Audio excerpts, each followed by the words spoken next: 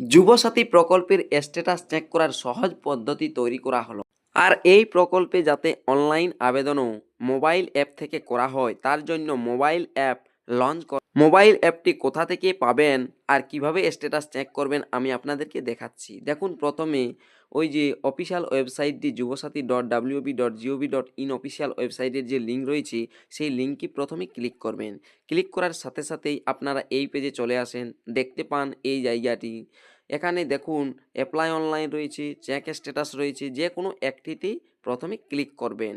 প্রথমত আপনাকে এটা করতে হবে মোবাইল অ্যাপটি ডাউনলোড করার জন্য। চেক স্ট্যাটাস অপশানে আমি দেখুন ক্লিক করলাম। ক্লিক করার পর দেখতে পাবেন, দেখুন এই যে অ্যাপ্লিকেশান লগ ইনের শেষে দেখুন লেখা রয়েছে ডাউনলোড মোবাইল অ্যাপ। এখান থেকে মোবাইল অ্যাপটি নিয়ে নেবেন আপনার ফোনে। আমার যেহেতু মোবাইলে অ্যাপটি ডাউনলোড করাই আছে তাই আমি এই অ্যাপটি খুলে নিচ্ছি। আসার পর বাংলার যুবসাথী যে অ্যাপটি রয়েছে সেই অ্যাপসে ক্লিক করব। দেখুন, আমি এই বাংলার যুবসাথী যে অ্যাপ্লিকেশনটি রয়েছে সেই অ্যাপসে ক্লিক করে দিয়েছি। ইতিমধ্যে অ্যাপটি খুলে গিয়েছে। খুলে যাওয়ার পর দেখতে পাবেন এই পেজটি এখন যেটি দেখতে পাচ্ছেন। এইভাবে এখানে দেখুন অ্যাপ্লাই অনলাইন অপশান রয়েছে।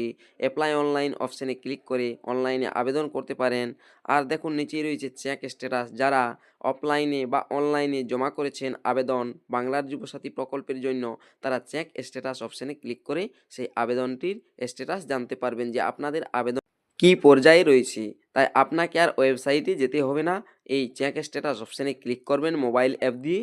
দেখুন, আমি চেক স্ট্যাটাস অপশানে ক্লিক করলাম। এখানে inter your mobile number, form fill up করার সময় যে মোবাইল নাম্বারটা দিয়েছেন সেই মোবাইল নাম্বারটা দিয়ে দেবেন। মোবাইল নাম্বারটা দিয়ে দেওয়ার পর নিচেই সলভার রয়েছে সেই ক্যাপচাটি দিয়ে দেবেন। ক্যাপচাটি দিয়ে পরে নিচেই গেট ওটিপি আর সিক্রেট পিন থাকবে, সেই অপশানে ক্লিক করবেন। তখনই একটা ওটিপি চলে যাবে মোবাইলে, সেই ওটিপি আপনাকে এখানে দিতে হবে। দেখুন, OTP send your mobile number. Okay অপশানে ক্লিক করে দিচ্ছি। ওকে অপশানে ক্লিক করার পর এখানে যে ওটিপিটা চলে গিয়েছে সেই ওটিপিটা দিতে হবে। দেখুন, আমি এই জায়গায় ওটিপি দিয়ে ভেরিফাই পিন অপশানে ক্লিক করে দিচ্ছি। ক্লিক করার সাথে সাথেই অ্যাপ্লিকেশন ফর্মটি খুলে যাচ্ছে।